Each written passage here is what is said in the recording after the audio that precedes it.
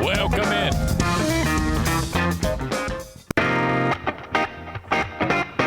The Eric Zane Show Podcast.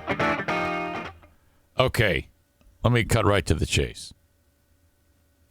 I stayed up till about 1:15. Okay? 1:15 in the morning. Sitting by the fire with Charity Scam Mike. Chit-chatting away. Oh, man. So, and then the alarm on the iPhone is something that's straight from the devil. I didn't search out the tweeting birds one or, waves crashing to wake you up, gentle music that slowly fades in. No, it was this absurd death sound that just rocked me to my core. Holy cow. And then at about 7:53, which was just a handful of minutes ago, it occurred to me I had no idea what I was going to be doing talking about on this show. So there's a, way these usually go, it's either the worst thing that's ever happened in existence of monologues or content creation, or for some reason it just works. I don't know what it is. It'll be a little different. If you're watching the show, obviously it looks different. You're like, what happened? Where are you? So in case you don't know, it is a Fear Bunker North weekend for your old pal EZ. Typically, I would do the show from the old trailer, which you're used to. You've seen that before. But my dad and Joanne, surprise appearance. They came up north with Charity Scam Mike. So they are here, and that's theirs when they're here. So they're still sleeping right now. I can't go in there and start telling people to go fuck themselves with my dad sleeping right across from me. So this is the Eric Zane Show Podcast mobile Fear Bunker studio. This is the RV that I drive up here with these knuckleheads. These 4 dogs. Queen of the Forest, she says to me last night, because holy shit, it's always the plan to get up here early. Always. And if I'm finishing up a work day, if I have to do work day and then drive up, it's impossible. So yesterday the day gets long. And it's like 4:30, and I'm still at my house. Now, on a good day, I can get up here in 4 hours because I drive so damn slow. And usually midway through the drive, I have to pull over, get gas, and or take all 4 dogs out for a walk. And what a chore that is. And then bring them back in and feed them all. They're all going fucking nuts. It's ridiculous. So that really slows me down. I finally get here. It's pitch black. Everybody's sitting on the fire. Not on the fire. You see, that's how it's going to be today. No one's sitting on the fire. All by the fire. And I had a list of things I had to do. I had to make beds for my dad and Joanne. And because they don't, this is just a place they stay at. And I had to bring the linens because, Diana and I soiled them from the gangbang the last time we were up here. It's stupid. So, yeah, that all happened. Sit down next to Charity Scam Mike. It's actually I had to set all my shit up here. And I tested it. And then I go, all right, I can finally relax. I got all the gear set up. That means all I need to do when I start the show on Friday is just sit down and come up with some things to freaking talk about. And I don't have to do any setting up of the equipment. What a pain in the ass would that be? Or that would be. And So then I open the door. I can't wait to go sit over there and gossip with Charity Scam Mike. And I open up the door, and the fire is nearly out, and there's no one there. It's like 11 o'clock. Fuck this. It's ridiculous. I go over to his trailer, and yeah. What are you doing? Yeah, just getting ready for bed. I go, dude, get more of your wine or whatever it is you drink and get your ass out there by the fire. Are you kidding me? He goes, I'm wearing my house shoes. I go, you idiot.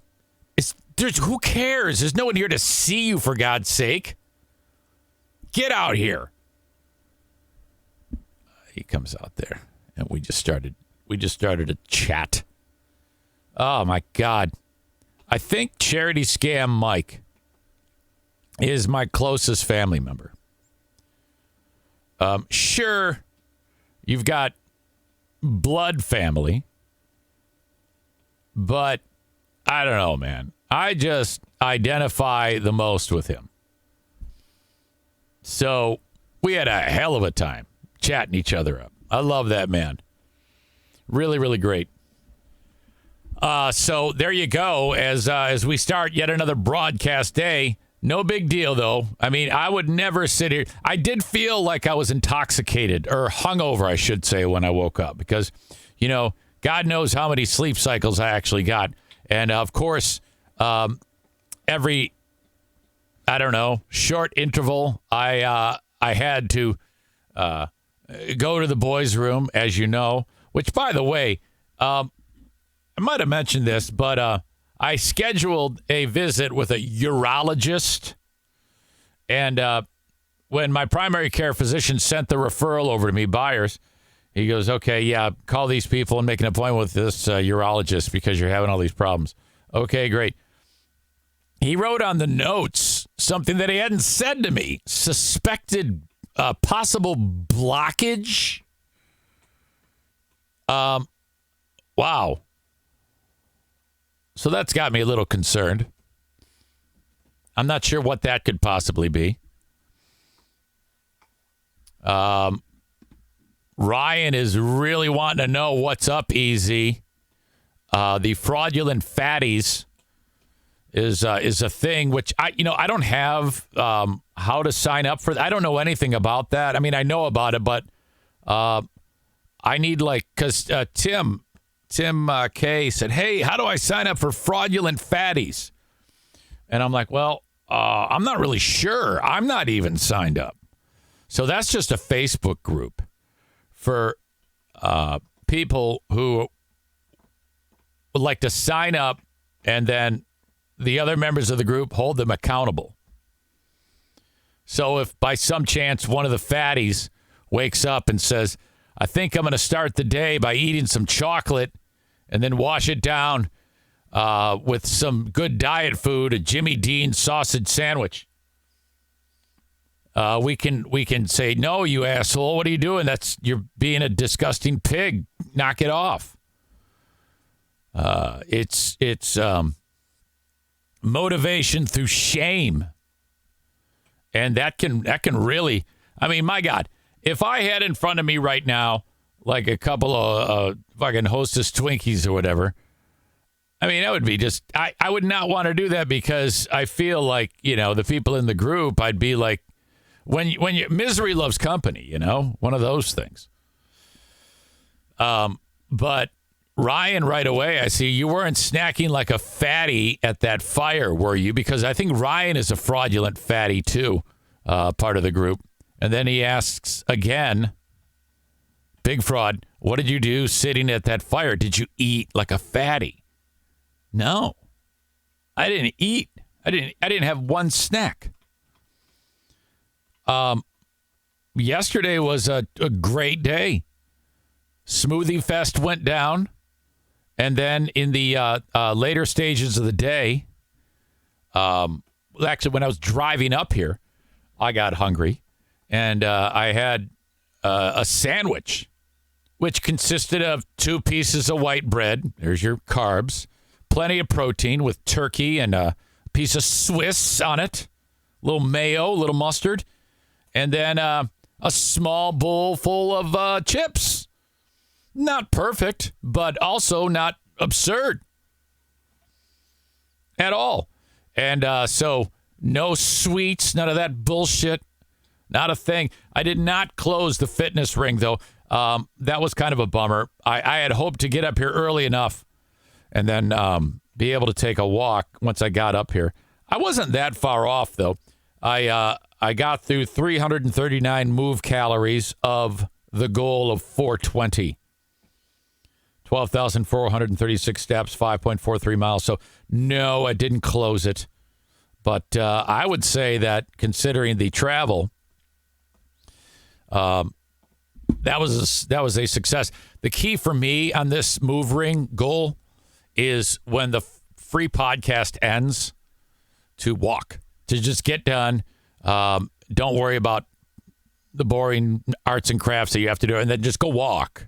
Get your head together. So I've done that the last few days, and it's actually been quite good. And it's remarkable because since Tuesday, when I got really frustrated and hit my rock bottom on disgustingness, I haven't had a nap.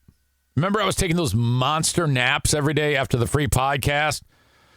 So it still might be that energy from, realizing that I'm just disgusting and I'm kind of annoyed with myself. It might still be that, and it's probably not going to last forever. I don't want to be in the mode of like some gung-ho asshole.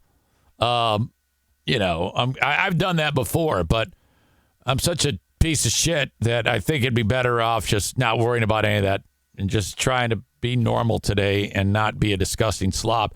A little bit different when you're up here, though. The edict is calories do not count up here, and that's true. But I'm going to not go that route today. Today, I am going to be a normal human being. No binges. If you don't know, the last year from physical to physical, I gained 12 pounds. Puts me at an all-time high. And when I say it, you're like, it's not that much. Well, for me, it is. I'm a little buddy. Again, I should be like 155. So I'm 186.4 pounds. That really, really bummed me out. Never been heavier. Never. Weight up. Triglycerides up. Total cholesterol up.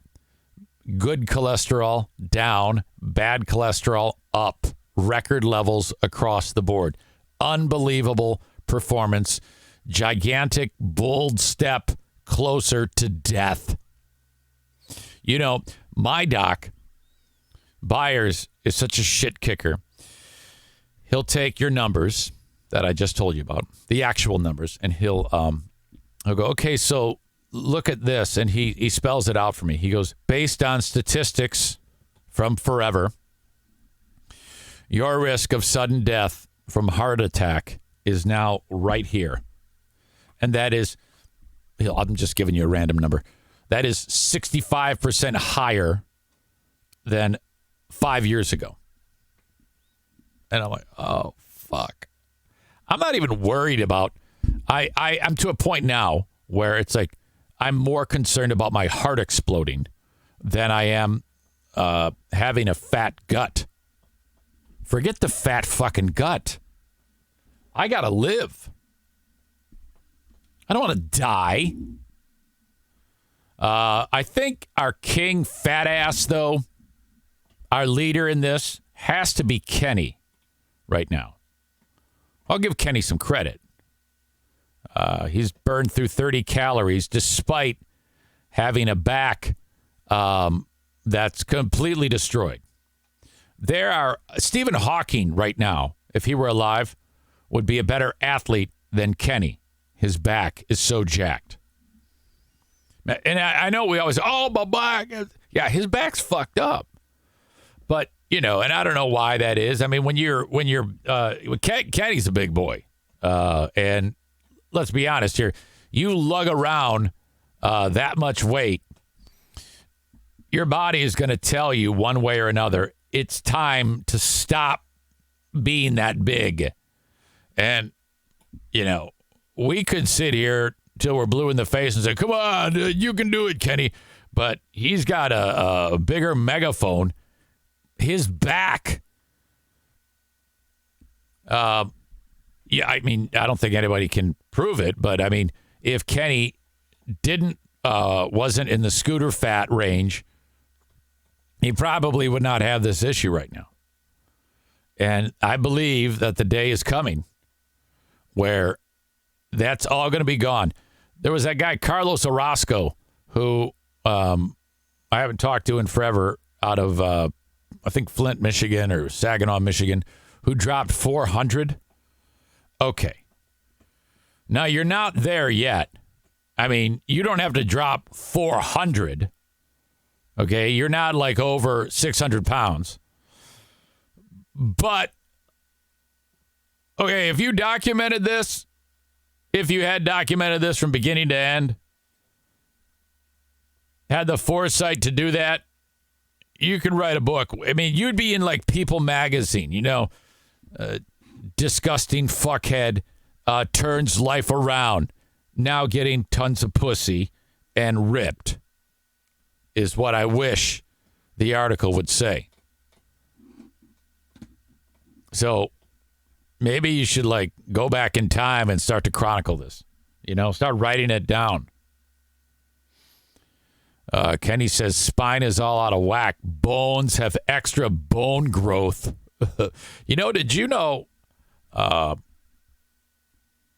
your bones have, when you put pressure on them, they regrow, and they're constantly eating up the old bone with these microscopic things in your bones called osteoclasts, C-L-A-S-T-S. And so the bones are constantly regenerating so that they stay strong. And so the osteoclasts get rid of the old bone, and the osteoblasts build the new bone. So you constantly have strong bones. One of the things that causes bone growth is stress or pressure. So like when MMA guy is kicking a metal pole over and over with his shin, he's building bone with that pressure. It might be that I'm not even being an asshole here, with the added baggage that you have to carry, that might really be part of the reason why your bones did what they did. I'm not a fucking doctor. I have no idea, but that is a true thing. You can look it up. And I remember it in my kinesiology class because the guy said, all you got to do is remember osteoblasts, building. Osteoblasts build, osteoclasts destroy. There you go. That's your health promotion and rehabilitation segment of the Eric Zane Show podcast. I believe we have a new person here. That is, I can't see it. Conquistador. That's funny. Welcome to you. I appreciate you. Tim Kuiper is here. Tim, the plan is to get to that story you sent me. All right. About the dog. That is fantastic. Thank you. In case you have to go to miss part of the show, I am going to hopefully if I don't get to that story on the free podcast, I'll get to it on the Patreon podcast. So, all right. So today is like a work day. It is a work day here. I bring all my shit up here. And, I got my family, and they're all still sleeping right now. I got the dogs here. You might catch a glimpse of them wandering around. But then, a full day of sitting by the fire and picking up sticks and cutting logs. Good to go. But, I had success yesterday, and I actually feel great. I hope that continue. I will make it so that I continue to do that today. Got to make some smart choices here. I've just had it with, I'm very frustrated with where I am right now. I have let myself go. But it's real simple, and I've stressed this to you all, and I got to stress it to myself. Don't eat so much make some appropriate decisions on the food, and move more. Move. A realtor reached out to me about this piece of property. Now, in this off the beaten path area, each patch of land is 5 acres parcel. And my dad had 2 of them. And as time passed, he sold it to me. And in the adjacent area, the owner there, Mr. Abrams, he also has 10 acres. Now, acreage here is not expensive, okay? But I'm obsessed with getting more of it. So the only way I can get more of it is if these people sell. Okay, now, Mr. Abrams is the same age as my dad. I remember coming up to this place, and I was about 6 years old, and these motherfuckers would sit there and get hammered and fucking shoot bow and arrow and guns and just act like idiots while drinking. You know, no one even paying attention to the kids at all. I mean, that's the way it was back then. I mean, I'm kind of an idiot when it comes to keeping track of, like, if I had my grandkids here, I wouldn't be able to stop watching. I'd be afraid they would get hurt. When my dad was my age, well, much younger even, in his 30s, nobody gave a shit about what the kids did. They didn't give a fuck if you wandered off, okay? And if you started playing with something you shouldn't be, like fire or climbing a tree or getting lost or attacked by bees. It just happened because the parents didn't care. They weren't with you. That's the way it was back then. So my dad and Mr. Abrams would sit there and get all fucked up. And then about a year ago, I was hanging out with Nick from the arena, and we were talking about that. I go, God damn it, I want more property. I want more property. And again, it's not that expensive here. And I go, the guy next to me is, I wonder if he's still, and he looks it up, and it's Mr. Abrams. He's like my dad's age.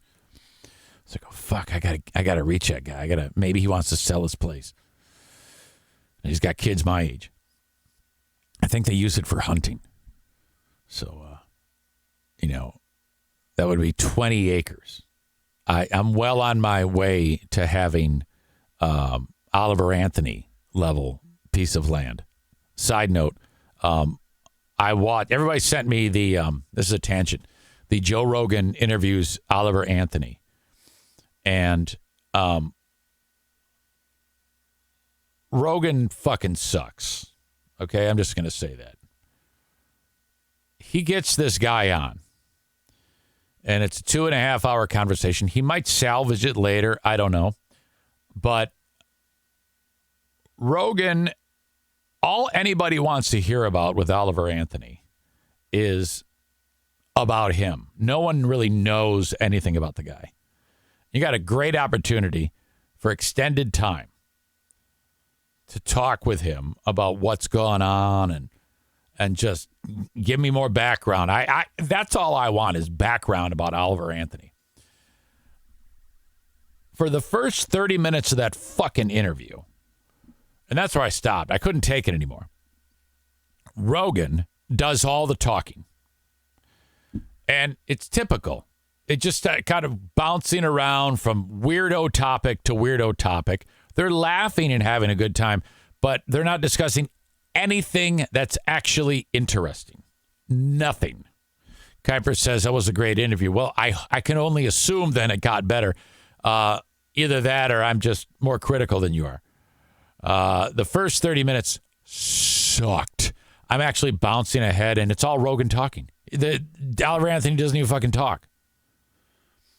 Cole says you missed 2 hours of it. All right, well, I mean, it might get better. I didn't have any more time to listen to the rest of it, but the first 30 minutes was a pile of shit. An absolute abortion. Rogan, God damn it, he's almost too lazy. He's too fucking laid back. Cole says they even played the Jocko Good video. I don't know, man. I'll listen to it on the way home. See if they can actually talk about something interesting. The guy's the interesting thing. I don't want to hear Joe's take on hot rod cars. God damn it. Where the fuck was I? Oh. So, as a realtor reaches up, she goes, "Hey, do you want to sell your place?" I go, No, I don't. So in fact, I want to get more land. And I'm trying to get Mr. Abrams, and she goes, "Well, I can make that if he's willing to do it, I can make that happen for you." I go, "Oh yeah?" Cuz this is what I've been looking for. Cuz if I just reached out to him, well, first of all, I don't think I'd ever do it because I get so caught up in everything and then I just don't do it. But if this goes the way I would like it to go, we're well on our way to establishing like a Branch Davidian type of compound setup here. We could have our own community. Oh, I'd have a charity scam, Mike. I said to him, I go, "Look, as it is right now, you can put a place up wherever you want. I don't care." But the idea of, because I just love it up here. It's fantastic. Last night, we're sitting there by the fire, and all of a sudden we noticed it got super bright, and that moon rose up above the trees, and suddenly, oh my God, intense, casting these huge shadows. The whole valley was lit up in like this type of milky ghost light. I was expecting to see Harry's dad's Patronus running and destroying the what are those things called again? The Dementors. That's what I pictured. The stag going after the Dementors. Some of you have no idea what I'm talking about. Corey knows what I'm talking about. Oh, great scene. Awesome scene. All right. I have I announced this on the Patreon, but it's worth mentioning now. Yesterday I was talking with you about our old buddy John Jamingo. And John played that bit where he's talking about, hey, I'm not going to go on the Eric Zane Show because, I'd get him canceled. I'm just doing him a favor. I'm just not going to get him. And I see the other two guys looking at him like, what? Huh? What are you talking? That doesn't sound like you. And then I shared with you the week earlier text when he's like, "Oh, man, we would do a great show together." So that was just a phony act is what that is. And I've thought that about John for quite some time. He blows smoke, bullshitter. I guess we all do, but to some degree. But that was just stupid. And everybody saw through that fucking shit. So, let's see. Yesterday, I wrote, "The looks that the other two guys had on their faces on your show last night when you came up with that lame reason why you say you don't want to be on my show. They so did not believe any of that bullshit. Do you think that nonsense? Did you think that nonsense up on the fly, or did you actually plan it?" And then I just simply said, "Let's do a show Tuesday, September 12th. And he writes when and where. So this idiot, he's very foolish because he never realizes how dumb he looks he would look dumb to a normal audience. But let's be honest here. Most people that listen to that show, these are not Rhodes Scholars. These are dumb people. If you're so dumb that you neglect your teeth, that's a pretty big glaring red flag there. And I go, "Where?" "Your house. I'll send you a link." What time works best for you? And now this is the guy who said, oh, man, I would tear into Eric like a grizzly bear here. I don't want to get him canceled, but, so I'm doing him a favor. The grizzly bear's not going to tear into him, yo. I said, you can even invite, I'll take my chances with the super controversial John Jay. You can even invite all the listeners on your show who used to listen to me. I'll send them a link as well. Maybe any of those idiots, if they want to get anything off their chest, every single one of them can be on this. I don't give a shit. It could be 20 on 1. They can ask me whatever they want. I doubt any will. They're all big talkers who would never dare have the nerve to say anything to my face.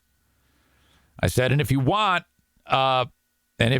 tell all those assholes they are all unblocked. I want them to see this. Remember John was complaining yesterday when he was enjoying the show and chatting on Discord about being blocked? I said, oh, yeah, I did block him. So I went and unblocked him and every single one of those pieces of shit. I don't give a fuck anymore. 2 hours later, Ding Dong writes, hey, I'm in, yo. Tuesday, September 12th, at 1 p.m. I go, oh, yeah? Did you ask permission from your pals? Did they give you the okay? I didn't ask for permission. So he no doubt reached out to Bob, who he said, who's Eric Zane? And then reached out to Stafford Township Commissioner Paul Creer's wife, man, and said, hey, can I go in? And they said, yeah, well, I guess. Kenny says the impression sounds like Archie Bunker. Yeah, a little. I got that too, but I think that's what I'm going to go with. Kind of like how you don't actually go, ow, my back, but John does sound like a derelict. All right, so that is happening September 12th. I want to hear the grizzly bear tear me a new one. Oh no. I can't wait to just basically interview him. And I want to know where John got the notion that I'm a liar. Now, he's smart enough, I think, to understand that this jaded group of yuck mouths have come up with a storyline and have given that to John, and he bit and takes it hook, line, and sinker. No one's ever asked me what happened. Idiot. I've never done anything to John. I like John. I don't know why John ever took a run at me. I've never done anything to him. In fact, I've supported him.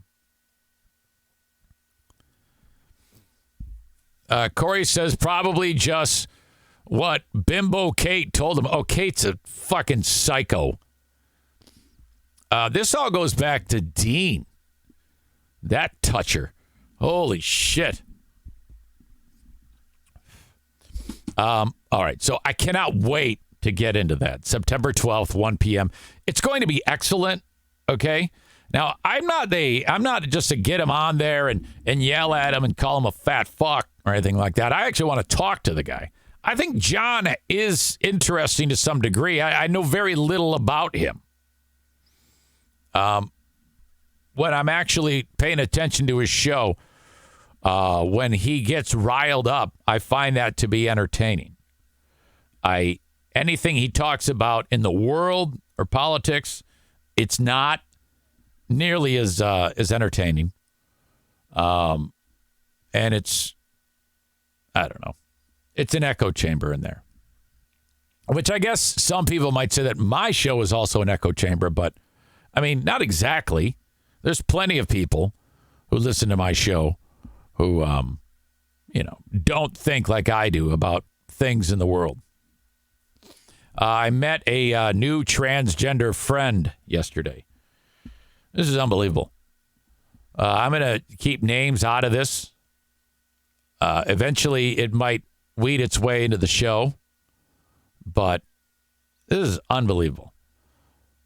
An audience member discovered that a friend became a chick. Okay? And the audience member hadn't, spoken with this person in a few years. So then, out of the blue, audience member discovers that person that was a dude is now a woman. And okay, I'm going to keep the other part out of it. I gotta think about this. I don't want to reveal too much. But this audience member says, hey, this person was a dude, is now a chick, is a fan of you. You have a daughter who's gay and dating a transgender man. Will you reach out to this person and encourage them or encourage her? I said, sure, what's going on? And it was revealed to me that the day prior, the transgender woman reached out to the audience in their reach out together, had said, I'm struggling. And actually, the word suicide came up. Now, I don't know this at the time. I just know struggling. And right away, well, of course. Oh, my God. So introduction and then conversation. And it was great. Right away, friends for life. And this person has been through the ringer. The full-on deal. Now imagine this. Changes gender. Family abandons her. This person has 2 children to a person who is now his ex-wife. Kids adore dad, I guess. I that's a question. What are you referred to now? Are you still referred to as dad? I'm not even being a smartass. So, and then there's I don't know the particulars, but this person's been out of work for a couple of years, depressed as hell, fucked up, and not like, I'm not being critical. I'm just saying, just doesn't feel right. Just doesn't feel good at all. We hit it up right away. And I couldn't be more happy because this person yesterday, it was revealed to her that there's a lot of people that care about her. The person who tipped me off about it, me, and then another person connected with the first person gave her a job. So she has been out of work and circling the drain and contemplating suicide the day before. What a difference one day makes. Outpouring of success. 3 important people are like, oh, my God, how are you? And now has a job. It was remarkable. This all unfolded post-podcast yesterday to end of the day yesterday. Absolutely incredible. Was just so happy about that. So, as time passes, this might actually be revealed to you to some degree, just because you know how I am, and these stories from my personal life become quite prominent. But man, I just felt great about that. So there you go. I just thought you might like to hear that story. All right. Off and rolling. If you ever want to reach me, the easiest way is to send me an email. Send it along to eric@ericzaneshow.com. That is the Shoreliners Striping inbox. Thank you to Shoreliners Striping. They stripe athletic fields. They stripe parking lots. They stripe the inside of factories and workplaces where there's like concrete, and you got your little work zone painted off, or there's an arrow, forklifts go this way, shit like that. That's what Shoreliners Striping does here in West Michigan. If you're enjoying the show on Facebook, Twitter, or YouTube, please make it a point to subscribe on Twitch, because that's where you get the show each and every weekday morning at 8 a.m. Eastern Time. in its entirety. I'm going to end up sending you on your way here as we continue on the show. Would like to stress, though, that if you ever, and again, that's twitch.tv/Eric Zane Live, or download the Twitch app, search Eric Zane Live, all one word, and off you go. Thank you.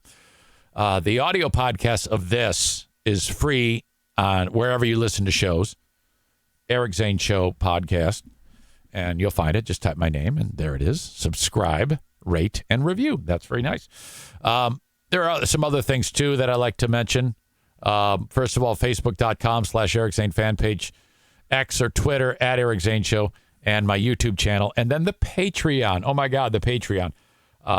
Patreon, patreon.com/Eric Zane, where I have hours and hours of content in addition to this each and every week. And the best way to do this and see if, like, hey, this is for me, is to sign up for the 7-day free trial. Yes, it's very simple. Just go to patreon.com/Eric Zane, sign up for the 7-day free trial, and then you might like what I'm offering there. And if you do, after 7 days, you'll be charged because you're putting in a payment form. However, make no mistake, this is not a bait and switch. I make it very easy to cancel. So you could, in theory, cancel after 1 day of the free trial and you still get those 7 days. But I'm hoping you like it. You can sign up for $5 a month is all of the audio. $10 a month is the audio, the video, and the live stream. So Facebook, X, and YouTube, I'm sending you on your way. All right. Oh, shit. Damn it. I think I might have just shut down the Twitch audience. I hope you're back. Sorry about that. Hopefully. Let me know in the chat. Corey says he fucked up. Was Twitch supposed to end? Ryan says I am here. Yeah, I toggled it back.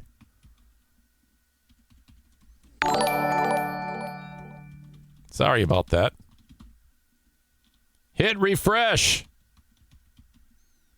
What an asshole. All right. Hopefully that works out. Let me know. Let me know. All I'm getting is LOL, asshole, amateur hour. Could I get a, hey, you're back, no big deal? That would be nice. Look at all these comments. No one is actually asking me or telling me that it's okay. Thank you, Kenny. It's like you're sharks waiting for me to fuck up, which I did. And then the second I do, ha, asshole. Oh, my God. Motherfuck. That's going to fuck up the average viewers. Ryan, thank you. I did see you.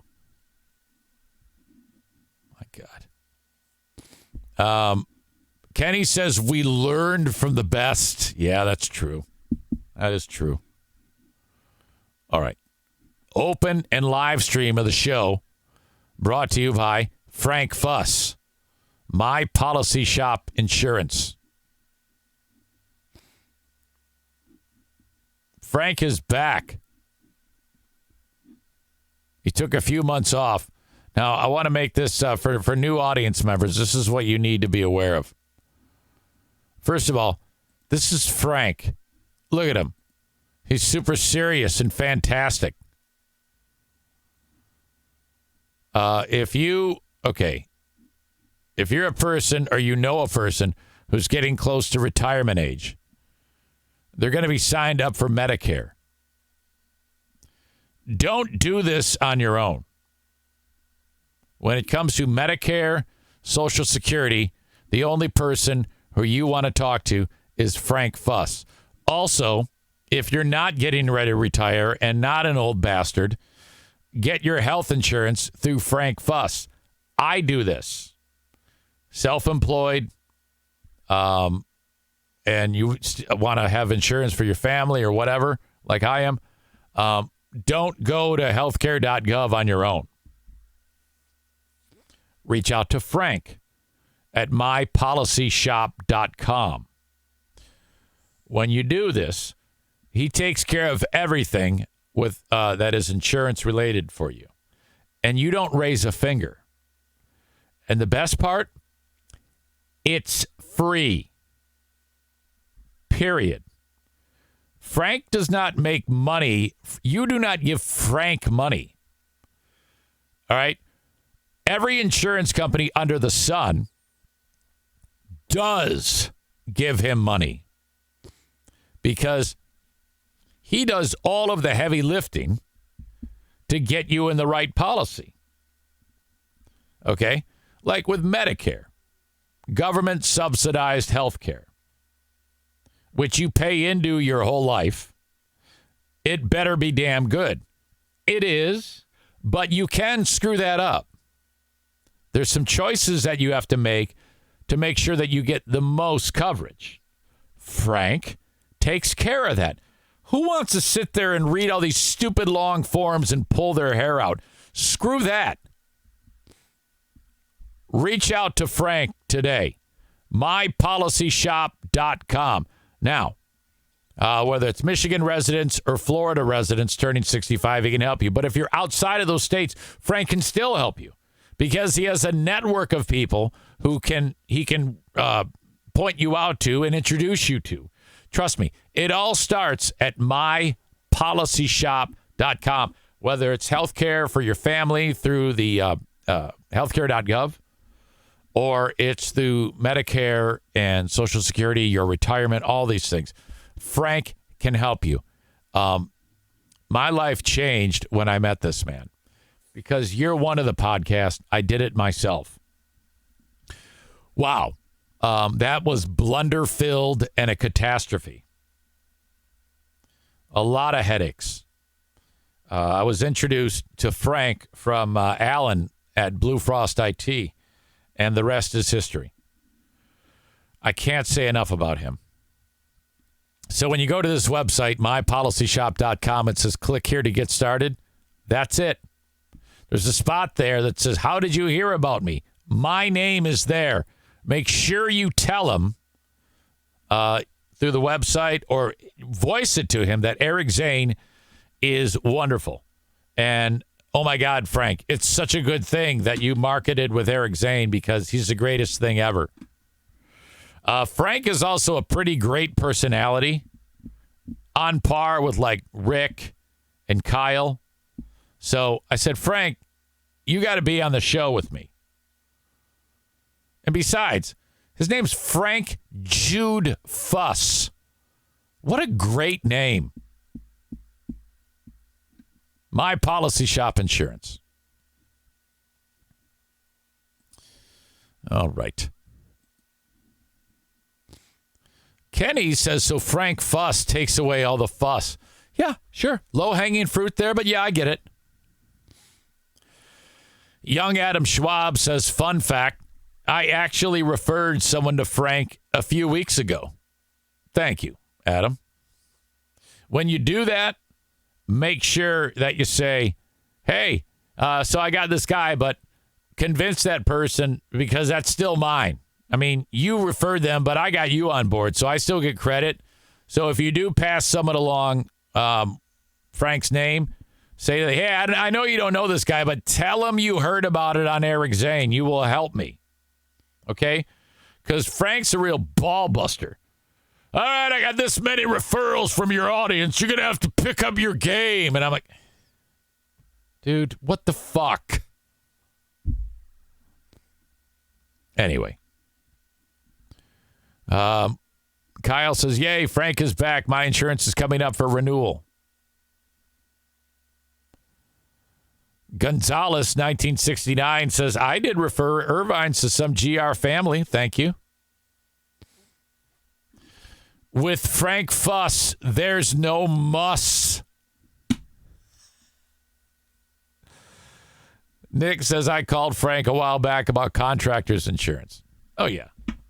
If you're self-employed Or are you insuring your contractors? Or are you the contractor that you want that is to get insured? He does all that shit. Oh, God. There is a nap in store for your old pal EZ today. I can guarantee you that. Maybe even some sex. All right. While we're talking about Irvine's, or since that was mentioned, Irvine's Auto Repair, Grand Rapids Hybrid and EV, 616-532-6600. Get your vehicles repaired there. Family, veteran, lady-owned, the best in the business. ER Vines. ERVines.com. 616-532-6600. The multi-talented mom of the show, Megan. Okay, so here's the dynamic. If we're doing the Ben and Eric Patreon podcast and Megan's here, there are certain things that I say that I know for a fact she's not going to approve of. Keep an eye on Megan when I say something that's really off the reservation. It's hysterical because she just kind of looks at me like a mom. I'm like, oh, fuck. Thank you, Megan. You are the best. Irvine's Auto Repair, Grand Rapids Hybrid, and EV.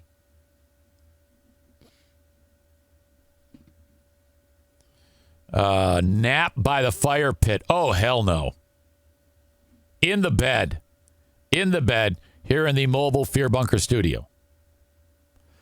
Buster Murdoch speaks. Did you catch this? He was interviewed by some lady on Fox News. Okay. I don't have the whole thing here, but I've got a segment. They talked about it on some Fox affiliate, live now from Fox, and they went over some of the key points. Okay, Buster is the oldest son. He's the only living family member of dude, what the fuck is his name? What's Dad's name? I know it's Murdoch. Anyway, he shot his wife and kid, killed them. He's in prison for that. And then there was also the gay kid that everybody says Buster, Alec Murdoch, that Buster was having sex with, the child, 15 years old, that those two were in high school having sex. And then everybody says that Buster killed that kid in 2015. So it was all on the table in this interview. I don't know why Buster would agree to do this shit. All right. Audio check, video check. Let us begin. We were previewing this conversation we're about to have with Fox News correspondent Nate Foy, highlighting some of the key moments after Fox's Martha McCallum sat down with Buster Murdoch. And Nate joins us now to talk about that. Nate, good to see you. I think a lot of people are going to be watching this tonight. This is the really first moment he has spoken out at length since his father's sentencing earlier this year. What can we expect in this conversation? Well, you nailed it. It's his first and only interview since his father went to prison. And Buster Murdoch tells our Martha McCallum that he thinks the jury got it wrong. And the real killer is still out there. He says that he fears for his safety. He thinks about it when he goes. I know how you feel. I've been looking for the real killer since I got out. Goes to bed at night. A jury convicted his father, Alec, of murdering his brother, Paul, who was just 22 years old, and his mother, Maggie, back in 2021. Buster tells Martha he is confused by some of the evidence presented at trial, and he did have this to say about his father. When I look up the definition of psychopath, like someone who can completely get away with lying and acting normal. I think of any old Joe. And carrying through as if nothing's happening. Does that describe your dad when you look at those definitions of that? I'm not prepared to sit here and say that it encompasses him as a whole, but certainly I think there are characteristics where you look at the manipulation and the lies and the carrying out of that such, and I think that's a fair assessment. Okay. So Buster Murdaugh just said his dad's a psychopath. Yet, no, of course he didn't murder my mom and my brother. No. What? If I'm Alec Murdaugh, I have this guy killed for that comment. So the documentary gives an intimate look at the Murdaugh family before and after the murders. There are never-before-seen home videos. I don't know. Murdaugh, because of the red hair and the doughy body and the pasty white skin, he looks like such a pussy to me. I can't believe that this guy would have any ability to do anything like this. Where Buster says at points... In fact, if I was his lawyer, I'd use that in court and say, clearly this guy is a pussy. Look at him. There's no way he could do anything. He was closer to his mom. Paul was closer to Alec Murdaugh at points. We also see new footage of Alec immediately after the murders. That you thought they rushed to judgment because the person who found the bodies was the easiest person to charge. Why would they want to do that to your dad? I think it's one of those things where you have to do because he was an asshole and everybody hated him. Something. And I think that it was, and that's the option and the route that they decided to go. I can't tell you how much I hate red hair on adult men. Women, all damn day. I'm married to one. In fact, prior to Diana, the first vagina ever touched was a redhead. My biggest thing that I want people to realize that there are always two sides of the story. Now they can pick which one they want to believe, but I think there's a heck of a lot that still needs to be answered about what happened on June the 7th. All those words, no one even heard what he said. He's good at just saying lots of words that don't really mean anything. Well, certainly a heck of a lot of new ground was covered in this documentary. You'll even hear from Alec himself in private recordings of phone calls from prison. He reads his private journal in those recordings. He actually broke inmate rules in doing that and has now lost his phone privileges for 30 days because of it. We'll send it back to you. Yeah, Nate, I remember, all throughout the trial, we heard the conversations, the phone calls between Buster and Alec while Alec was, in custody, in prison, while on trial. And so they kept in touch. I don't know how anybody in America... Okay, if you were to line up 100 Americans and ask them, did O.J. Simpson do it? You would get a certain number of them that don't think he did it. Probably an older black dude. Probably older black dudes. But if you were to do the same thing to people who are aware of the Murdaugh story, 100 people, and ask them, 100 out of 100 would say, of course he did it. This guy, if you know anything about this, is unbelievable maniac. You must watch any of the documentaries that are out about this guy. They were in communication quite a lot. I'm also kind of curious, and a lot of people are going to be watching this tonight, the role and the questions that have kind of surrounded Buster Murdaugh's, alleged role, if that is a thing, in the 2015 death of one of his classmates there in high school. Do you think that's going to be brought up as well?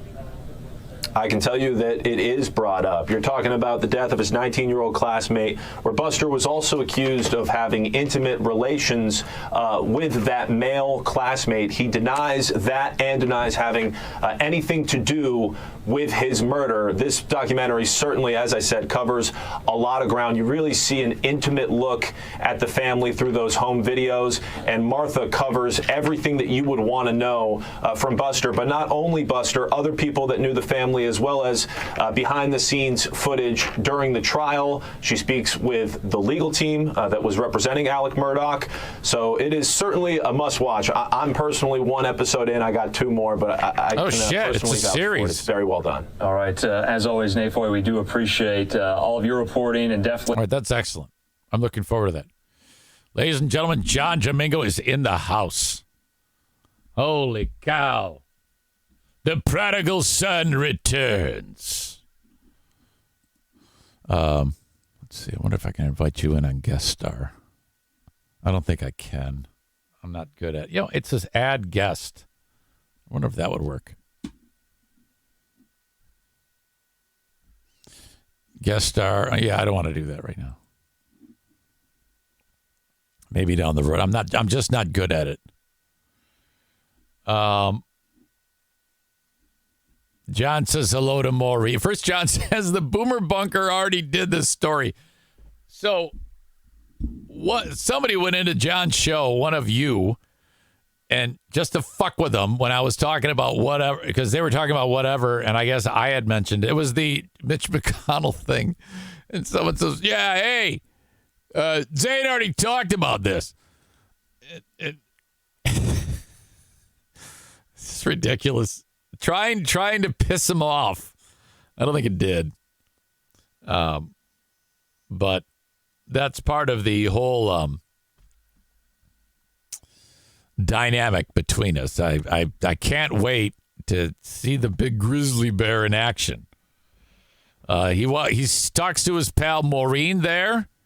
Radio voice Linda says, "Oh, great, John's here." No, John's all right. I don't know if you caught the beginning of the show, John. What in the world could you have? Why would you be angry at me? I haven't done anything to you. What is going on? Jesus. This is going to be awesome. I cannot wait. So I'm going to have you on my show. Are you going to do the same? Are you going to put it on like your show too? Aram says it takes 2 weeks for you to prepare your thoughts, John. No, I suggested the date. The following week, I can't do it. I'm very, very busy. The 12th at 1 p.m. is the first available. No, everybody's you don't have to attack John. Okay. John says Bob and I had a fight, and someone said you had covered it already. I don't know what that means. I did mention that. I did see that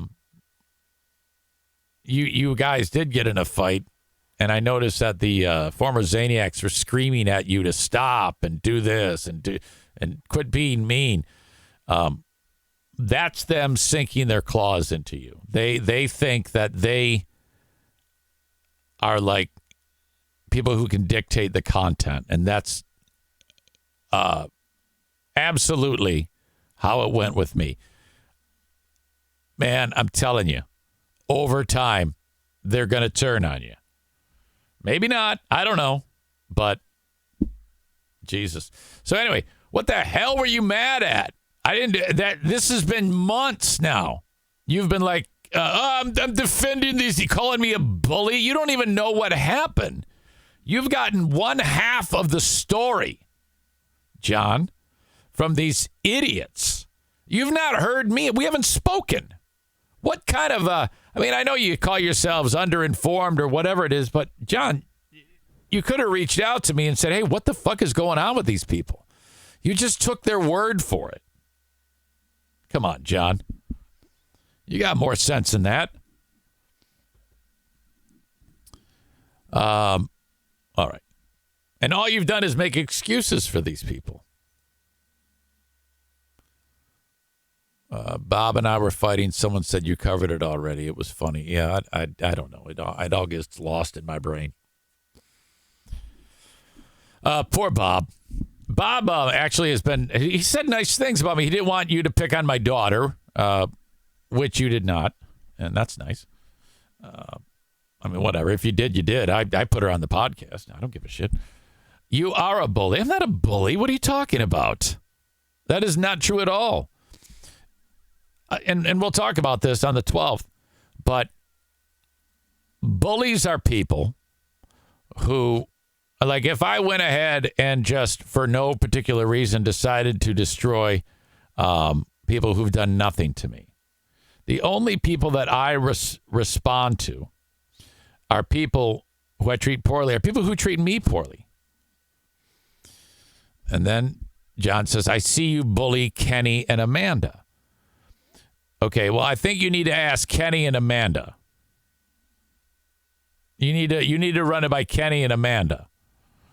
I'm not going to explain where they are coming from because that's not my place.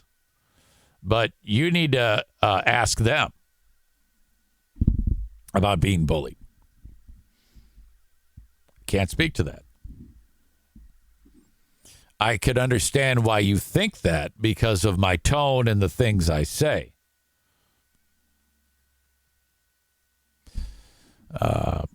Conquistador says, guys, don't fight. It's triggering my anxiety. I don't look at this as a fight. This is a conversation between adults, which I'm talking, he is writing.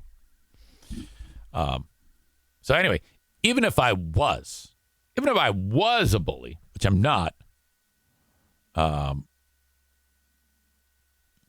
does that concern you? Even if I was bullying Amanda and Kenny, what do you care? What makes this your fight?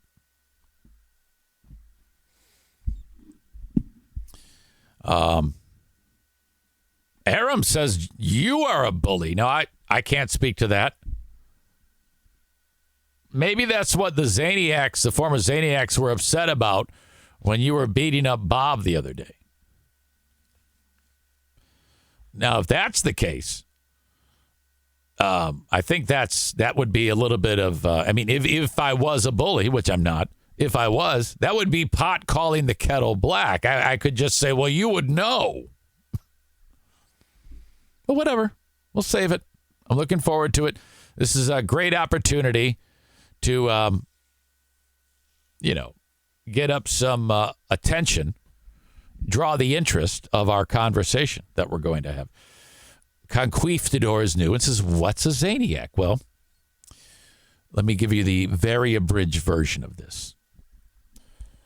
When I started this podcast 4 years, 9 months ago, this very passionate group of people, big supporters of mine, opened up their hearts and were just so accommodating and sweet and giving and nice, built me a studio, did all these amazing things for me. Was fine. Was great. Loved it. So happy. Time wore on, and they developed this sense of entitlement. They called themselves the Zaniacs as a term of endearment. And as time wore on, they started to stalk. You had some stalker incidents that went down, people coming to my house unannounced, and this was starting to eat away at my soul. And I was like, oh, God, and it started to come to a head. And finally it did in one catastrophic moment where I lashed out at one of them. And then because of lashing out at one of them and them starting to think that, hey, I'm an asshole for whatever reason, they then left in mass. There was about 10, 12 of them. I don't have a lot of people that pay attention to me to begin with. So, but it had to be. And they were dominating the chat that we're talking on now. And they were really kind of closed-minded and super dumb. But I loved them for a period of time. Upon them leaving, my show audience kind of changed because more people started participating on the chat, and it worked out. It just worked out. They have these people have never gotten over it. So they have a Facebook page where constantly they're throwing out things about me. And I remember I was at a car show one time last year at about this time. And one of them went there to take pictures of me and shit and post them on there. And really horrible stuff. Very creepy stuff. They recently had a We Hate Eric Zane party where they had scarecrows of me dotted all along this one loser's property. It was horrible. So over time, I have always responded. If they want to go ahead and address it and do that, I use that and tell the stories of this nonsense to, again, solidify the idea that these are fucking lunatics. Strangely enough, they all are disgusting to look at. Okay? Now, maybe this is what you mean by the bully, but it's a fact. They all are massively gross, busted out teeth, eye gnawed out, scars on their face, just gross people. Horrible. And so I use that as a jumping off point to rip them a new one. And then I'm constantly paying attention to who's out in front of my house. That's it.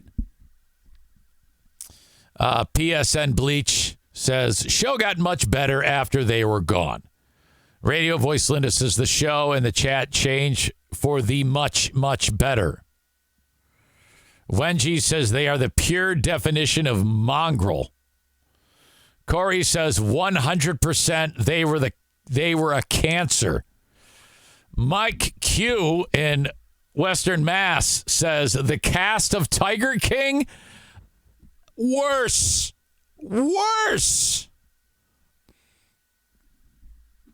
Ryan says the bad news is you gained me. Thank you, Ryan.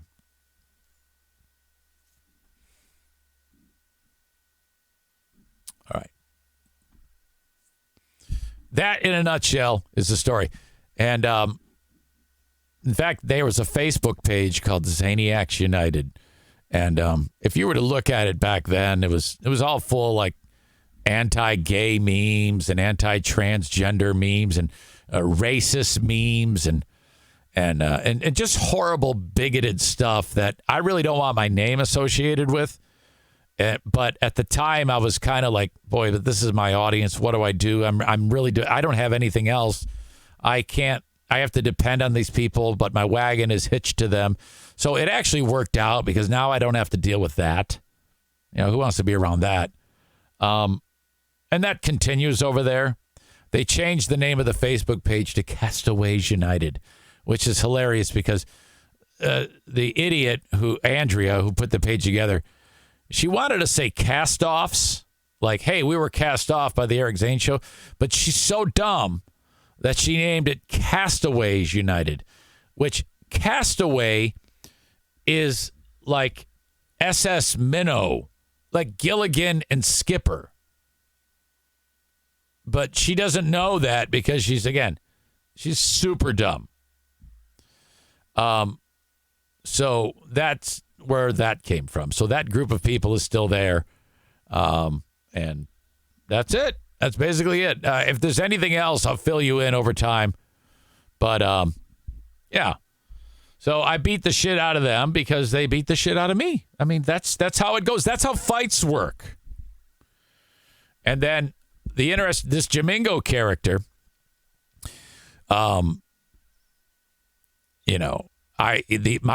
of those bigots would then go to his show because he's a super bigot. I mean, he says the N-word on his show all the time. He's horrible. He says horrible, horrible things on his show about race, and it's awful. And that's something I'm going to talk with John about. I mean, this motherfucker's got grandkids. He's dropping the N-word. It's fucking way awkward. And so they all now go to his show, the Boomer Bunker. And when they do their show, they sit around and say the N-word to each other. It's really bad. And it's a shame because John, I think, has some skills. I've said it many times. I've said it when I'm saying he's a fucking asshole, which he is, that he has some skills. Okay, this is all I've done since I was 15 years old. And when I think I have someone, I can tell someone who can drive content. And that fat fuck can drive content. So I fully expect our show together to be a smash. We'll probably start doing a regular show, and we'll probably make some money on it. Okay, because we are complete opposite. He's a bigot, and I am not. And I think that would be a good show together. So we should probably, John, what we need to do is we need to come up with Patreon. Just a special dedicated Patreon for you and I. Okay, either a Patreon or we do it on YouTube and do super chats. Everybody does super chats. I don't do super chats because I feel like I ask for enough money as it is, but whatever. We'll figure some shit out. We'll do a regular show and you and I will earn some money on the dynamic of basically me destroying you every time we talk. You know? Dan says, I blame them for causing the rift between you and Ben and thus the shit canning from BBL. Oh, they were so pissed off at Ben because he did what he wanted to do, his comedy show without audience members there because he was afraid that they would wreck it, and they would. And then they went to town on him and tore him down big time. And that did have something to do with the rift between us. Thank you, Dan, for bringing that up. All right. So the hype is building. September 12, 1 p.m., the Eric Zane Show, fat fuck. Fat fuck debate between John and I. Because we're both fat fucks. A combined weight of 600 pounds. Me having 186 of those pounds. The fat fuck symposium will go down. And John, you got to convince those pieces of shit to be there. I can't do it. It's finally an opportunity for those disgusting assholes to join us. Ask me anything you fucking want. They're free to be here if they want to. You need to convince those maggots on your show to be on this show. I don't care.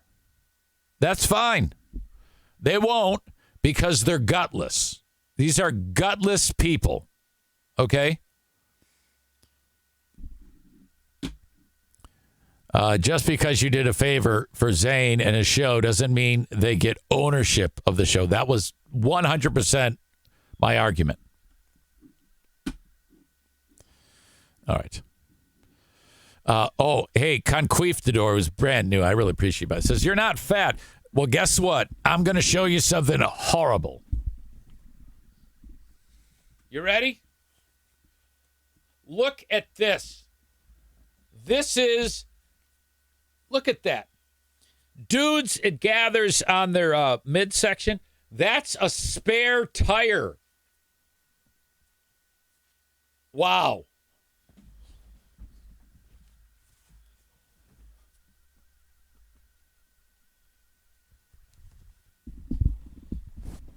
You can't tell me I'm not fat.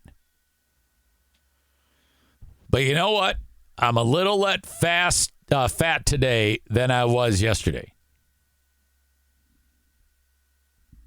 Joe Martinez says, no wonder you can't get any. This is all true. I don't deny any of this. I have let myself go. Linda says, at least you have ripples that resemble a six-pack. Yeah, that's the origin of the flabdomen. Okay. Is that one of your new moves? No. Conquistador says, I retract my previous comment. Men, it collects on the abdomen first, and then it works its way to the face. My face is a lot fatter than it was. You wouldn't believe it. And a fat pack. I like a fat pack. Ladies, it accumulates on the hips. That is called android and gynoid obesity. Android is, I know it sounds weird, is the obesity that men have. Men look like apples because it collects on the midsection, makes them round. And women, it collects on their hips. Gynoid obesity. And shapes like a pear. That's what I learned in my obesity class. I actually had a class called obesity. Chicks get hips, dudes get a spare tire. And as you get older, it's harder to get off. I mean, literally, to get the weight off and get off. Okay? I am so ashamed of what I have done to myself. I think I'm actually beating myself up more than anyone else.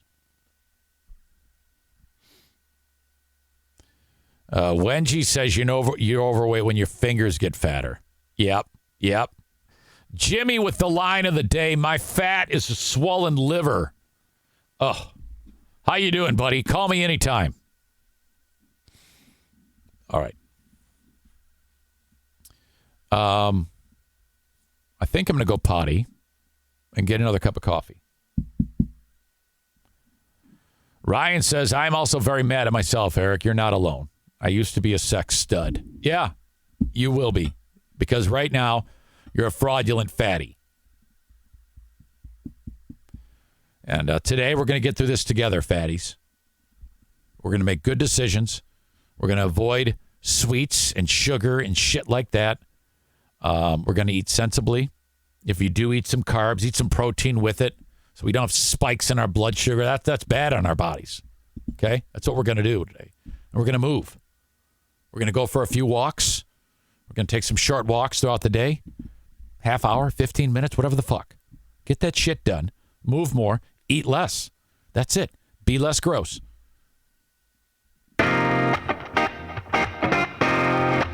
I went from too skinny and embarrassed about that to fat as fuck in 2 years. I just say it's a thyroid problem. Oh, Ben Weller. Okay, don't go anywhere. I gotta go pee.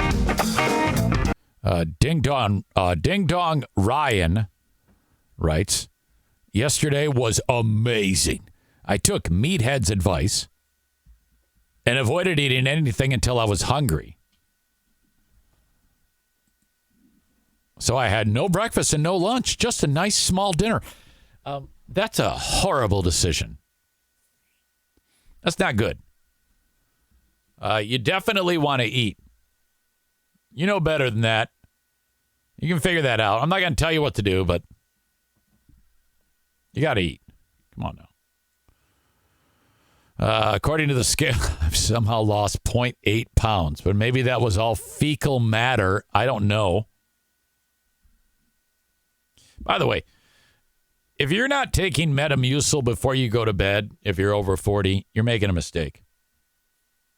You got to get that shit out of you. You know? John Jamingo was back. He was driving before. That's why he wasn't chatting. I wasn't like talking him into oblivion.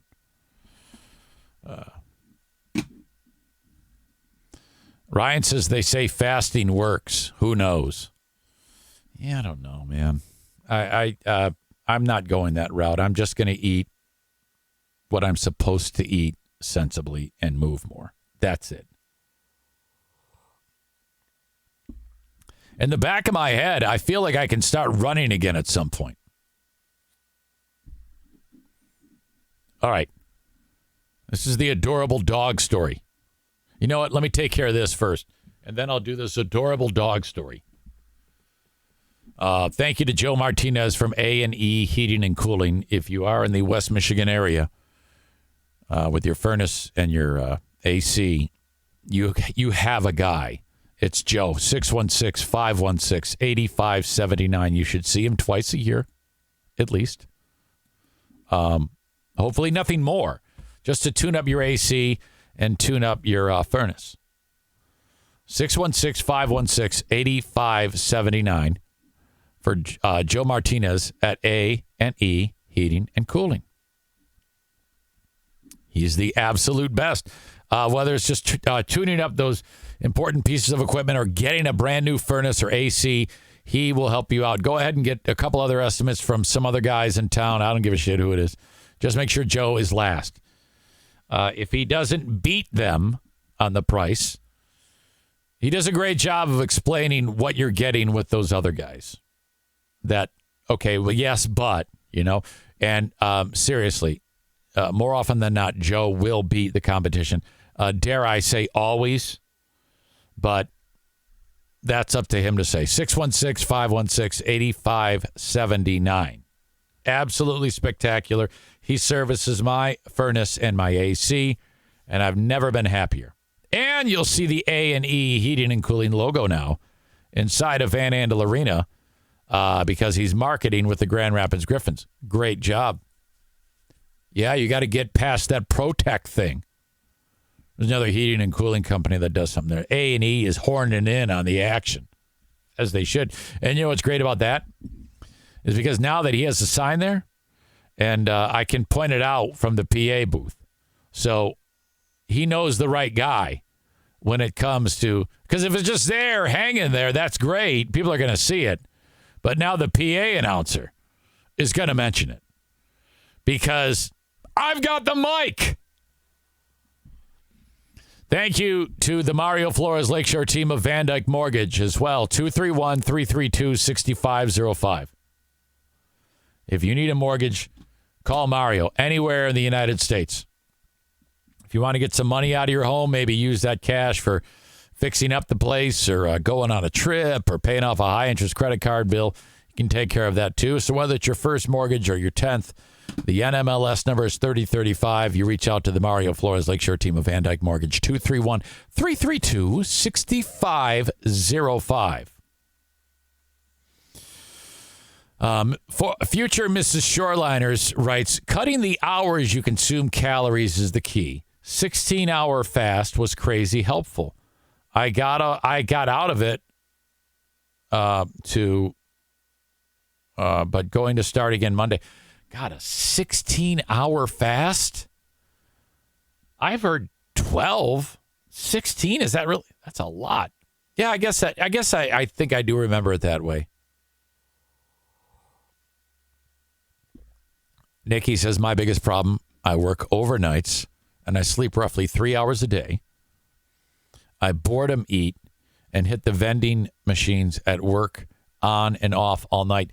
I think, okay, what might help that is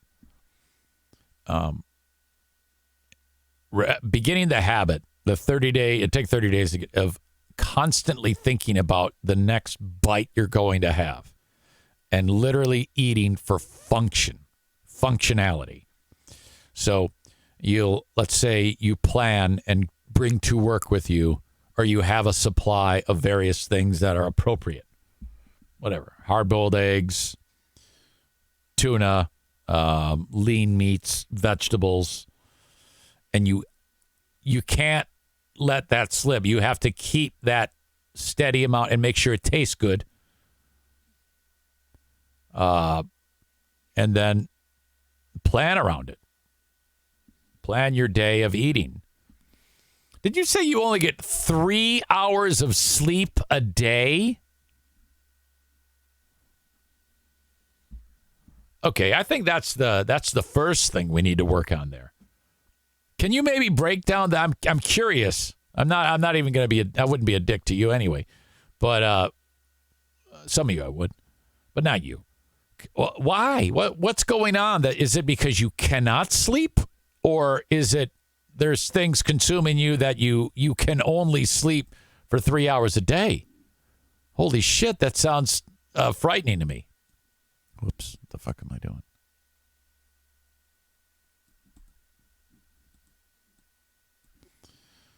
All right. Nikki says, we have fridges and lockers. It's laziness. Oh, well, you can do that then. You can turn that around. Some anxiety, I think. I'm not really sure. I think that taking care of yourself it's a snowball's effect. If you're not taking care of yourself, that might compound your anxiety. I know I get anxiety when I let things like that slip, and then I worry. And then I'm thinking at night as opposed to sleeping. But if you have a successful day of making good choices and then, taking a few walks, getting your steps in, you might be able to turn that around slowly. Give yourself plenty of time. Took you a long time to get fucked up. It's going to take time to unfuck yourself. Look at Kenny over there. There's going to come a day, Kenny, when you're sleeping again at night and you don't have your back problems. Okay? They're coming. So in the meantime, just keep eating like a champ. masturbating nonstop, and looking forward to a new day when you're back is not fucked. Please keep me informed. I am just so sad that happened to you. Nikki says, I did sleep 6.5 hours the other day. I exercised and did a lot of cleaning. I felt great yesterday. Nice. Okay? Build on it. Do it again. Ryan says, I don't like to admit it, but during my college days, I was so unhappy with myself. I developed an eating disorder. I have very bad mental issues with being a fatty. Dude, today you won't. Today you won't. Move. You're going to have another great day today. We're not worrying about what we were.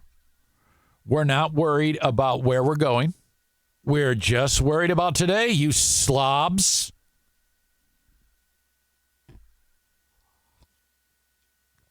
Of course, Hurricane Ashley writes, working from home is tough. Those hot girl walks are important. What? Winter sucks. Ryan says, that's fantastic advice, Eric. Thank you. Yeah, it's all about keeping things simple here. Keeping it simple. Becca Shea, same thing, one day at a time. I was talking to my doctor. I said, I know what to do. I mean, I beat alcohol. I beat the shit out of alcohol. And I did it by one day at a time. And now it's effortless. It's an impossibility that I would ever drink alcohol. Absolutely. Now I need to take that type of ability and just transfer over, to this pig out thing. It's tougher, actually, because you got to eat. It's actually harder to quit eating like fuck than it is to, in my opinion, alcohol. For me. Hang on. This portion of the show brought to you by Dots Homestyle Pretzels. In this bag, this is the greatest pretzel that has ever been made. I am not kidding you.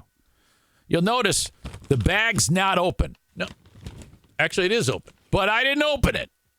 I'm not going to fuck with you guys. I'm not lying. Queen of the Forest, we're packing for this trip. And I did not pack that.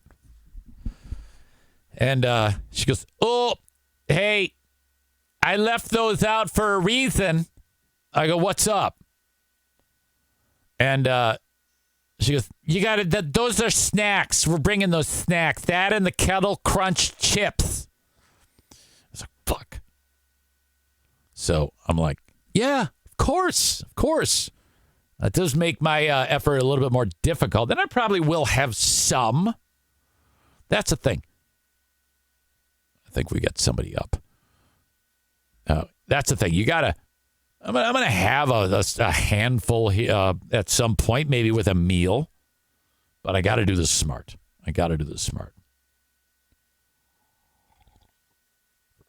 So this lady, I was talking about this on one of the other podcasts. I don't know. That's Dot. Her name's Dorothy. I got to interview her. I'd love to interview her. She's literally a local business owner made by Dot's Pretzels, Velva, North Dakota. And she's a billionaire now because she made good pretzels. So much better. If you're like the guy who runs Rolled Gold or any other pretzel company, and everybody loves your pretzels, and then someone says, hey, boss, we got some competition. This Dot here has made a great pretzel. And he's like, bullshit, I'm Mr. Rolled Gold.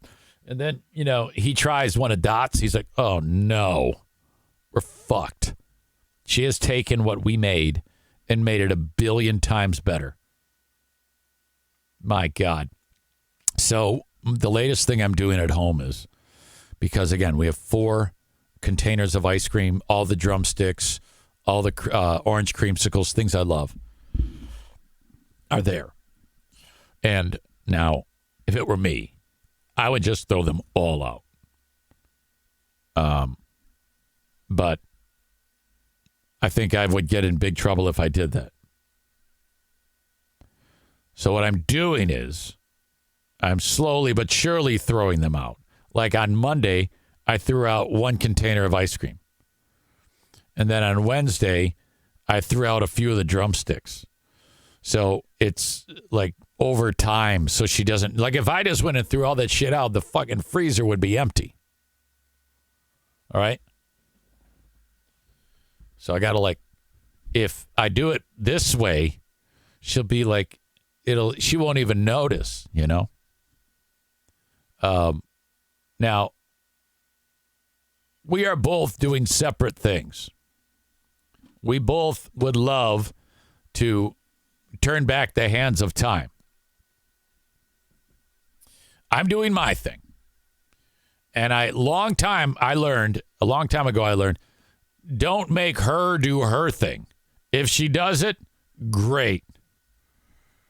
And if I happen to lose the weight, if I am successful, I can promise you she will follow suit. And I'm not saying I will be successful. I will tell you that today I'm going to work very hard not to eat like an asshole. And get my steps in. That's it. Isn't it crazy to think that at one point, not that long ago, 2016, I would put hundreds of miles a week, either by swimming, biking, or running. Remarkable. Now I'm trying to get in a few walks. Father time is a bitch. When I was sitting with Charity Scam Mike and my stepsister Elizabeth, I was like, can you believe it? We actually got old. We never, can you believe that this has happened? We never thought we would ever fucking get old. And here we are. We got aches and pains and shit. Oh, shit, fuck. My God, hang on.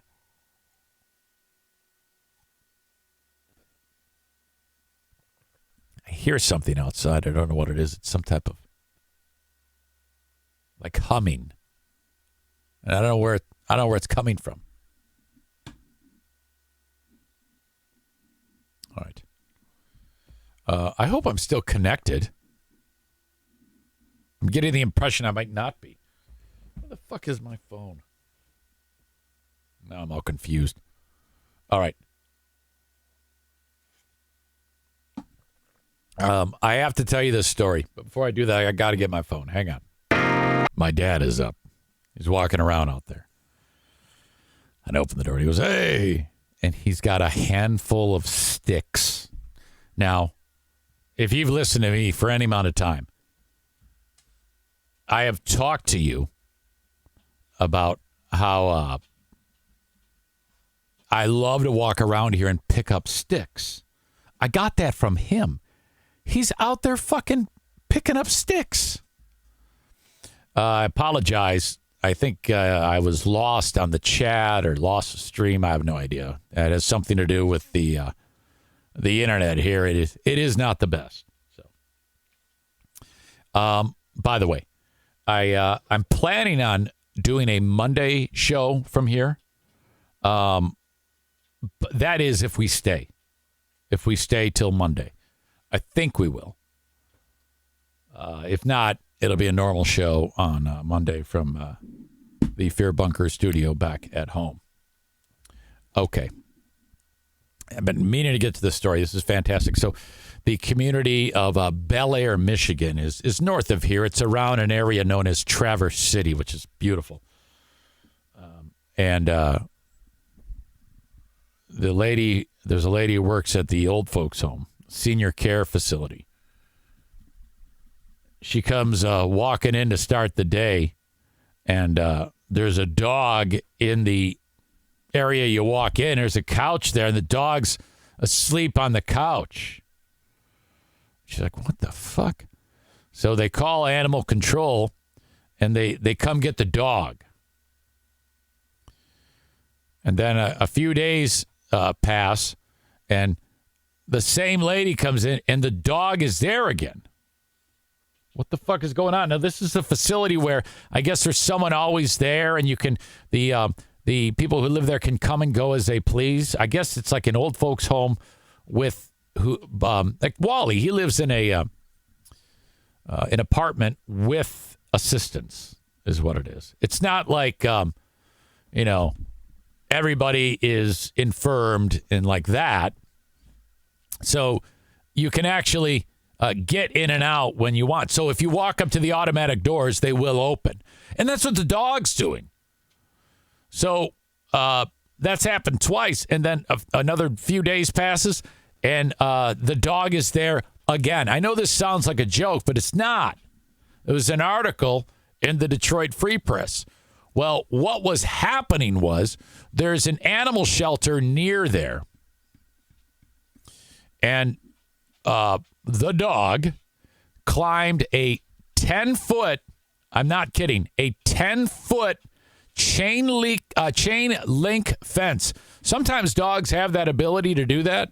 I had a dog that used to be able to climb a chain link fence. Why can't I say that word? Named Sarah. You couldn't keep her in anything.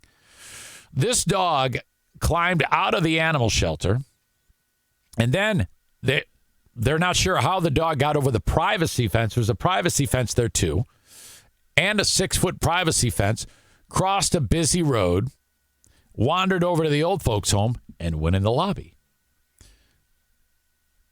Picked up, brought back, same thing. Picked up, brought back, same thing. So after the third time, the people who work at the facility, and this is the pooch right here. This is the dog. Look at that dog. It's fantastic. Scout is the dog's name. Looks to be like a shepherd something. I don't know. A few nights later, there was Scout back on the same couch in the nursing home lobby. Somehow he again scaled the 10-foot chain link fence, 6-foot solid privacy fence, crossed a highway without getting smashed, entered the front door unnoticed, jumped onto the same couch as before, made himself at home for the night. Brought back to the shelter again. Meadowbrook Medical Care Facility is a long-term medical care residence about an hour northeast of Traverse City. Cares mostly for seniors. Some of, I guess it is for more serious cases. But anyway, there are 82 beds split between several smaller households. For some reason, this is the place Scout, the dog, decided to make his home. So now you know what they did? They adopted him. They adopted Scout, and now he's like therapy dog. And the dog was kind of all fucked up, too, because somebody had shot the dog leading up to, I don't know, what is he? Is he mauling this guy here? What is going on? Scout has free reign at Glacier Hill, which houses about 20 seniors. He wanders the halls at will, lies down wherever he wishes, and visits residents whenever the mood strikes him. I hope he doesn't like take a dump everywhere. I mean, because he'd wear out his welcome really fast. Yeah, the dog had signs of abuse, like its behavior made it seem like it had been through the ringer. I mean, you know how Benny, the one-eyed wonder dog, is over here. He got the shit beat out of him, and now he's, what's that line from the, wasn't there a line in a song? God, it's in my brain. Some classic rocker. I think it was Led Zeppelin or something like that. End up like a dog that's been beat too much. God, what the fucking was that? Was that song Black Dog by Led Zeppelin? You end up like a dog that's been beat too much. That doesn't feel right.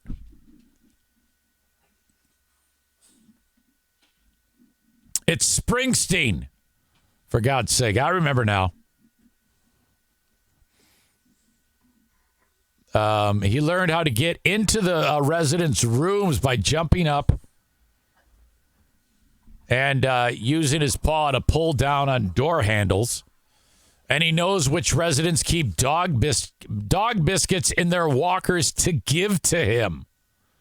My God. And then they discovered one of the residents having sex with the dog, and that's where it all ended. I'm totally kidding. I couldn't do that to you. So Scout has made a name for himself with these old folks. Look at the dog. Oh, my God, look at Scout. He's fantastic. If you're listening to the audio podcast, I will click. I'll link up the story. You can click on it and see for yourself this awesome dog. My God. I don't know. I cannot. There are, I don't know about you, but when I encounter people in my life who say they don't like dogs, I don't like them. Seriously. I look at them with a raised eyebrow the way Jamingo looks at a black guy. I don't like it at all. I don't like them at all. All right. Great story. I love that story. And now everybody, it's like a therapy dog. Everybody can't wait to start their day and go see the dog. Man, that is awesome. Good job to the folks at the Detroit Free Press for putting that one out. It's a pretty involved story, too. John Carlisle is the writer. All right.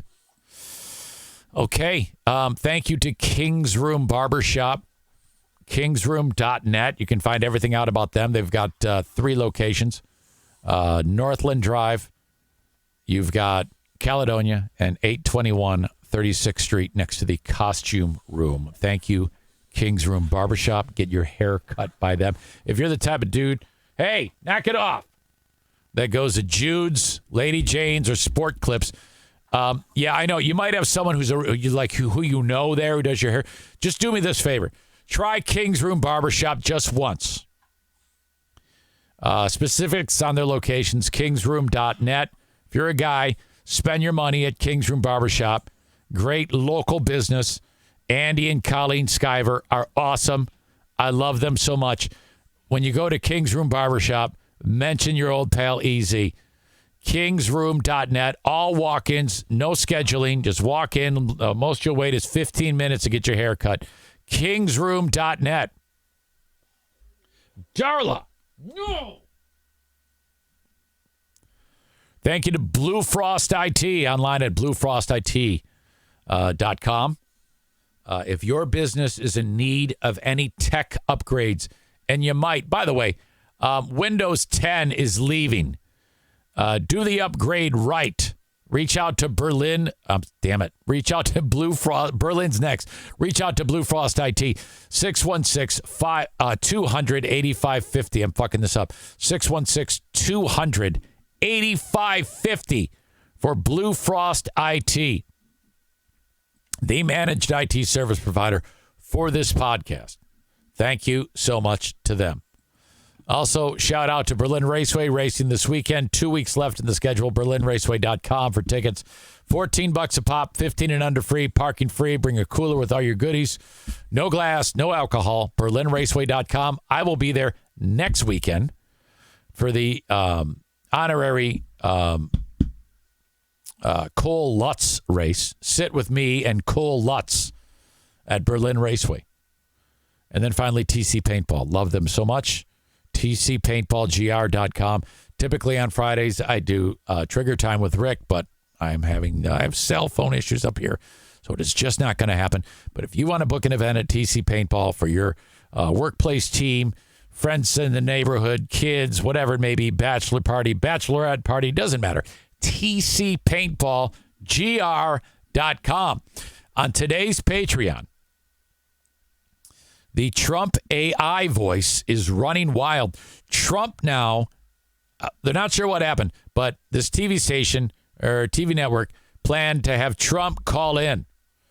And then what they got, though, was either an impersonator or an AI voice. I think it was an impersonator. And I mean, if I had a Trump impersonator, I would do this. Now, I don't have a Trump impersonator. I have Trump. But, you know, this is a story that I maybe even want to save this for next week. Or maybe I can just rehash it with them. But I got to cover it on the Patreon. These people are doing this interview with Trump, and it's obvious it's not Trump. I mean, it sounds kind of like Trump. Like when I have Trump on, There's no way you could ever think that was like a Trump impersonator, because it's Trump. But an impersonator, you can tell. And that happened. Also, one of the piece of shit Proud Boys was just sentenced. I got to break that down. Jamingo's actually pissed off about that. YouTube sensation Ruby Frankie likes to, on our YouTube channel, give parenting tips. This is bad. And why aren't umbrellas on beaches banned? Okay, why are they not banned? And why are jarts banned? That comes up on the Patreon, patreon.com/Eric Zane. Folks, I appreciate you as always. Thank you for being here on the Eric Zane Show Podcast. Talk to you then. Have a good one. Bye-bye.